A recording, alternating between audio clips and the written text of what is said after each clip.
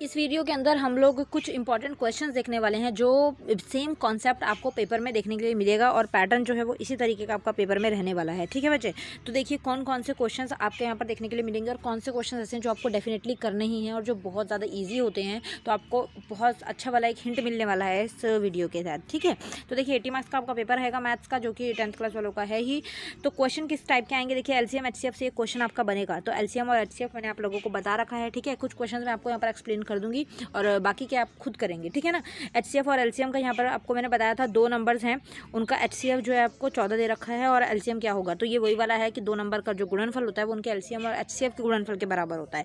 मतलब ये बन जाएगा 56 × 98 = 14 इंटू एलसीएम नहीं दिया तो एल इधर आ जाएगा। ठीक है, फिर ये 14 इधर आके इधर आ जाएगा और इसकी कटिंग हो जाएगी। और कटिंग करने के बाद 7 × 56, 7 × 2 = 14, 2 × 4 = 8, 2 × 9 = 18। तो इस तरीके से आपकी कटिंग हो गई। तो यहाँ पर आपका आंसर बन जाएगा 9 × 8 = 72। तो 2 वाला आंसर होगा, तो ये इसका आंसर बन जाएगा। ठीक है, तो इस तरीके से आप इसको देख लीजिएगा।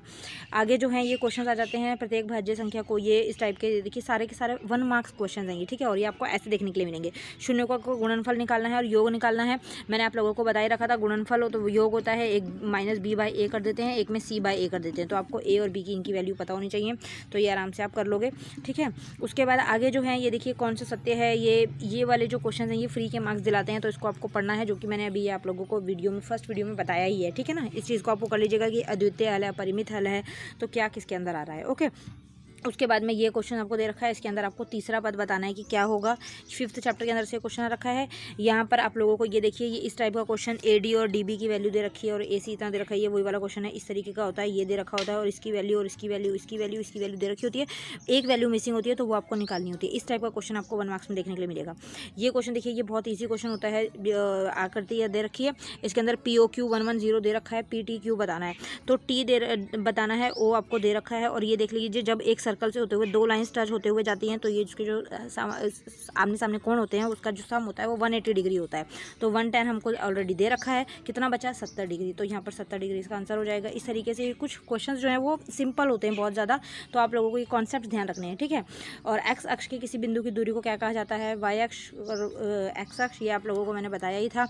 एक्स अक्ष ये वाले होते हैं, वाई अक्ष ये होते हैं, ये एक्स डैश होता है, ये भी वाई डैश होता है, ये मतलब कि ये y और ये x सिंपल होता है। ये इधर वाली प्लस वाली वैल्यू होती है, इधर वाली माइनस वाली वैल्यू होती हैं। ये वाली वैल्यूज़ जो है ये माइनस में जाएंगी, ये वाली वैल्यूज़ भी माइनस में जाएंगी, ये प्लस में, ये प्लस में। ये फर्स्ट चतुर्थांश होता है, ये सेकंड होता है, ये थर्ड होता है और ये फोर्थ होता है। इस तरीके से आपको ध्यान रखना है और ये आपके 1 मार्क्स के क्वेश्चन बनते हैं। ठीक है, फिर ये आगे क्वेश्चन आ जाते हैं, k का मान निकालना है। उसके बाद में इसका देखिए साइन 30 डिग्री cos 30 डिग्री का मान निकालना है। ये क्वेश्चन बहुत ईजी होते हैं, बस आप लोगों को एक टेबल याद होना चाहिए, जो मैंने टेबल अभी आपको साइन cos थीटा वाला ऑलरेडी करवा दिया है। तो वो आप टेबल अगर याद कर लेंगे तो वहाँ से काफ़ी क्वेश्चन आपके बन जाएंगे। ठीक है बच्चे, ओके। उसके बाद में वृत्त और व्यास की परिधि का अनुपात है। ये देखिए यहाँ पर दिया हुआ है, आयतन निकालना है तो आयतन 2πr, πr 2h ऐसे करके आपको निकालने हैं। और सिंपल तो आपको फॉर्मूला थोड़े बहुत लर्न करने हैं, जो कि आप बेस फॉर्मूला लर्न कर पाएँ। जैसे अर्धगोले का आयतन याद कर लीजिएगा और यहाँ पर बेलन का आयतन है। ठीक है, 7 प्राकृतिक संख्याओं का माध्य है। तो प्राकृतिक संख्याएँ जो है मतलब क्या होता है, सिंपल जो मतलब कि नेचुरल नंबर्स होते हैं। ठीक है, तो 1 to 7 आप लोगों को माध्य कैसे निकालते हैं, जितने नंबर्स दिए हैं, जैसे 7 नंबर हैं तो नीचे 7 आ जाएगा और 1 से लेकर 7 तक के नंबर्स को प्लस करेंगे यूं करके। ठीक है, तो इस तरीके से आप जब करेंगे तो उसको मीन बोलते हैं और हिंदी में माध्य बोला जाता है। ठीक है, फिर ये प्रायिकता क्वेश्चन है, ये अपरिमेय संख्या वाला क्वेश्चन जो आपको देखने को मिलेगा ही, 2 नंबर ही आपको फ्री के देगा, तो इस क्वेश्चन को आपको रट लेना है। ठीक है, ये क्वेश्चन आएगा ही आएगा। ओके, उसके बाद यदि बहुपद ये दे रखा है और a और b ज्ञात करना है। ठीक है, उसके बाद में ये देखिए सेक ये दे रखा है, a - tan थीटा और a + tan जो है इसमें आपको मान निकालना है। ये क्वेश्चन भी आपको 2 मार्क्स का आ रखा है। ठीक है, उसके बाद में 1 घड़ी मिनट की सुई जो है 10 मीटर लंबी है, इतने से इतने तक जाती है वो, देखिए इस टाइप का क्वेश्चन आपको देखने को मिलेगा। ठीक है, उसके बाद में 2 नंबर के क्वेश्चन में फिर ये आ रखा है, त्रिभुज वाला क्वेश्चन है और एक यहाँ पर मीनार की छाया वाला है इस तरीके से। ठीक है, पाइथागोरस थ्योरम निकालनी होगी इसके अंदर। मीनार की ऊंचाई निकालनी है, मतलब ऊंचाई इस चीज़ को कहते हैं, तो ये आपको निकालनी है, जिसको h कहते हैं। लंबाई 4 सेंटीमीटर है और ये आपको इस तरीके से जो क्वेश्चन होगा इसको आप ट्राई कर लीजिएगा और करने का देखिएगा। इस टाइप का क्वेश्चन आपको पेपर में देखने के लिए ज़रूर मिलेगा, ठीक है। उसके बाद में 4 नंबर वाले क्वेश्चन आते हैं। ये दे रखा है रैखिक समीकरण युग में बदलकर इसको हल करना है। तो ये इक्वेशन बनेगी, एक्स की वैल्यू दोनों से वैल्यूज जो है वो सिंपल बनानी है, फिर उसके बाद एक्स और वाई की वैल्यू बनानी है, ठीक है। रैखिक समीकरण युग में बदलना है इसको, ठीक है, ओके। अब इसके बाद आगे अगर हम चलें तो यहाँ पर देखिए मूल ज्ञात करने हैं। मूल मतलब इसके फैक्टर्स निकालने हैं आप लोगों को, ठीक है, रूट्स बतानी है। और ये योगफल निकालने वाला क्वेश्चन आ रखा है आपका 5th चैप्टर के अंदर से, 4th चैप्टर के अंदर से देखने के लिए मिलेंगे। एक वृत्त, ये देखिए सीधा आपको ये करना है, ठीक है। A B plus C D है, मतलब ए बी और सी डी जो है वो बराबर हैं। ए डी और सी डी ये आपके बराबर है, और A D plus B C बराबर है। ए डी कौन सा हो जाएगा, ये हो जाएगा, और बी सी जो है वो ये हो जाएगा, ये, ठीक है। ये इक्वल आ रहे हैं कि नहीं, ये आपको सिद्ध करना है। इस तरीके का क्वेश्चन देख लीजिएगा। ये फिर प्रायिकता का क्वेश्चन आ जाता है। प्रायिकता बहुत ही ईजी चैप्टर है और ये आपको फ्री के मार्क्स दिलाता है, ठीक है। लाल है का निकालना है आपको। तो प्रायिकता की आपको सिंपल चीज़ है कि क्या करना है, देखिए क्या आपको देखना होता है, जिसकी प्रायिकता पूछी गई है वो चीज़ ऊपर आती है और टोटल हमेशा नीचे आता है। बस इतनी सी चीज़ रटनी है, ठीक है। देखिए लाल गेंद बतानी है हमें, तो टोटल गेंदें कितनी है, 5 लाल हैं, 8 ये हैं, 4 ये हैं, तो 5 और 4 9, ठीक है। 8 5 13, 14 15 16 17, तो नीचे 17 आ जाएगा। और कितने पूछे गई हैं, लाल। लाल कितनी है, 5, तो 5/17।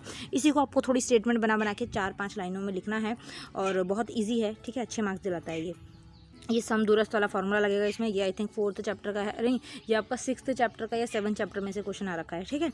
उसके बाद 5 नंबर के क्वेश्चन में आपको देखिए ये क्वेश्चन देखने के लिए मिलेगा, ठीक है। चाल वाला, एक नाव को शांत जल में, ये देखिए ये क्वेश्चन देखने के लिए मिलेगा इस चैप्टर के अंदर से, ठीक है। और उसके बाद में आधार वाला क्वेश्चन है, ये आपको कंस्ट्रक्शन से एक क्वेश्चन आ रखा है 5 नंबर का, ओके, ये बन गया। और उसके बाद में 100 मीटर ऊंचे, ये आपका वो ट्रिग्नोमेट्री से क्वेश्चन बन जाता है 5 नंबर का, इस तरीके से, ठीक है। क्वेश्चन की आप ये देख लीजिए कि स्टेटमेंट कौन सी हैं, इस टाइप के क्वेश्चंस आपके बनते हैं, ठीक है। फिर ये आपका बेलन वाला चैप्टर जो है उसमें से आ गया है। और बाद में आप लोगों का ये देखिए मध्य वाला स्टैटिस्टिक्स चैप्टर जो है, मतलब सांख्यिकी से आपको ये चैप्टर देखने के लिए मतलब क्वेश्चन देखने के लिए मिलेगा, ठीक है। तो इस तरीके से आपका क्वेश्चंस का लेवल रहेगा, आप थोड़ा सा देख लीजिए। और जो जो क्वेश्चंस इसके अंदर हैं वो सारे के सारे आप लोगों को करने हैं। और ऐसा नहीं है कि सेम ये क्वेश्चन बने, ये क्वेश्चन तो आ ही सकते हैं, साथ में साथ देखिए लक आपका अगर अच्छा है तो ये क्वेश्चन सेम भी बन सकते हैं और इससे मिलता जुलता क्वेश्चन सेम बनेगा। स्टेटमेंट बस डिफरेंट होती है, क्वेश्चन बिल्कुल सेम आते हैं, ठीक है ना। तो नेक्स्ट पेपर के साथ मैं जल्दी मिलूंगी। Thank you so much for watching, bye bye.